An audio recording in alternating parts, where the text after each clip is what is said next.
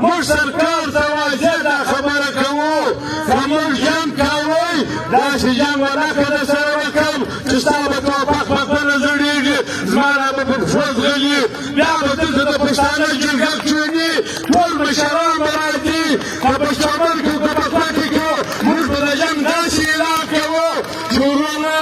موږ به مشرانو ته وایي چې موږ ته وروره 50,000 مشتاقلان راواخله موږ ته سخچې راکړه موږ که جنګ کوئ یا به په طرف کوو دا شغالي جنګ موږ نه کوو چې دلته د چا ګېټ وسوځي دا خو غوث الله و رامي افراق کې باندې تکیې جوړوي ته پاسپورټ کې ورکوې په دې خو ګرځه دنیا خبره ده ته به ساره ولاړ شې دا د ویډیسي د کور مخ وسوځي بیا به صادق غوث الله په کیس کې راولي امیر رومګال پاټیز کې راولي یا دا جنګ موږ سرکار نه لري سوچه کوي زموږ جنګ به دا وي که موږ یو داسې ځوان پیدا کړي صادق خان امیر صاحب چې دی به د پښتانه جرګه راغواړي هغه که په چمن کې وله هغه که په کوټې کې وله ټول سیاسي مذهبي جماعتونه به کښېني یو داسې فیصله به کېږي چې په خدای کې بیا در ګلان شکران ستا پښې ولاړه شي جنګ موږ دا رقم نه کوو که ستا دا خیال دی ته به یې څو دلالان پیدا کړې دلته به ماته ګوبه وکړي بیا به ته د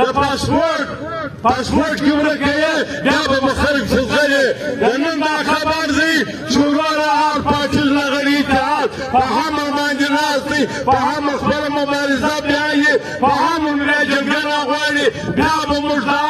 کار مخته بیایي داسې نه کښېنو شته به په مخبرانو یو ځای به جوړوې بیا به د پاسپورټ خبره کې ورکوې داسې نه ده دلته خلک دا خبرې کوي چې افغان ماجر فلانکۍ خبره د دې شېډو زه وایم چې مشرف د انډیا وړو جاورک د انډیا وو دلته ډېر خلک د انډیا د په حکومت کې ناست دي ایرانیان ناست دي بنګلادیشیان ناست دي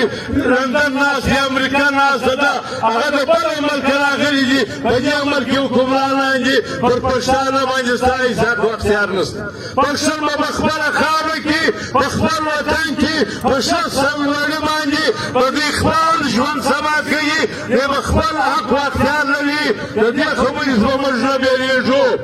جنګ به څوک څوک چې جوړوي هغه د هغو کار دی هر پاټیز لغړي اتحاد د دغه شېډو څخه بیا د جرګې په توسط به بیا اعلانیه کېږي که پر کومه خوا تلو که پر کومه مخ تلو موږ ته هر پاټیز